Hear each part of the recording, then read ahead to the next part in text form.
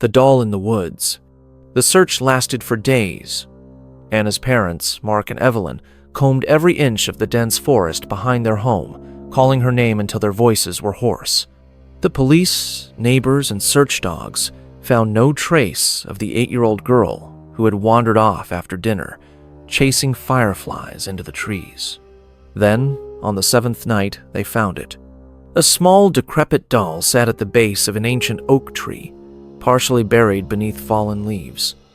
It was far too old for Anna to have owned. The dress, once white, was now yellowed and tattered.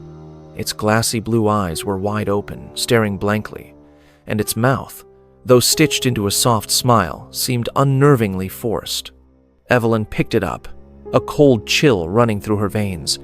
"What is this doing here?" she whispered. Mark, desperate for anything connected to Anna, grabbed the doll from her hands.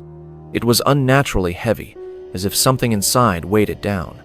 As he turned it over, his breath caught in his throat.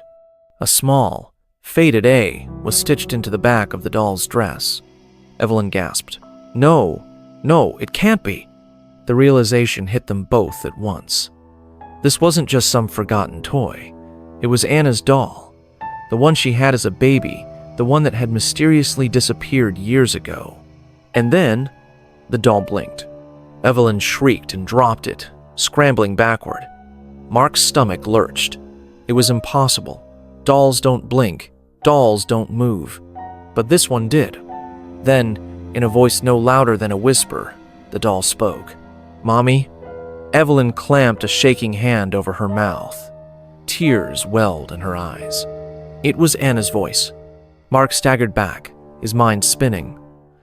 No, this isn't real."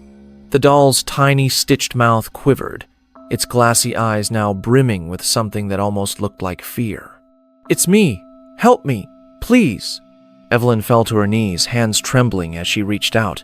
"Anna, sweetheart, is that really you?" The doll nodded. Its fragile body shuddered, as if something deep inside was trying to break free. Then came the screams. Blood-curdling, inhuman. The sound ripped through the trees as the earth beneath them trembled. The air turned ice-cold, and the shadows stretched unnaturally long, curling toward them like fingers. Something was coming. Mark grabbed Evelyn's hand and yanked her to her feet. "We have to go, now." But Evelyn wouldn't move. She clutched the dollinato her chest, sobbing. "We can't leave her," she cried. The wind howled, carrying whispers through the trees. The doll clung to Evelyn, its tiny hands gripping her dress. "They're coming," it whimpered. "They don't want me to leave." A deep, guttural growl rumbled from the darkness. Mark turned, his breath hitching as he saw something slithering between the trees. Too many arms, too many eyes. They had to run. But before Mark could pull Evelyn away, the doll let out an ear-piercing scream. The trees shook violently. The shadows snapped back like rubber bands. Fensolence.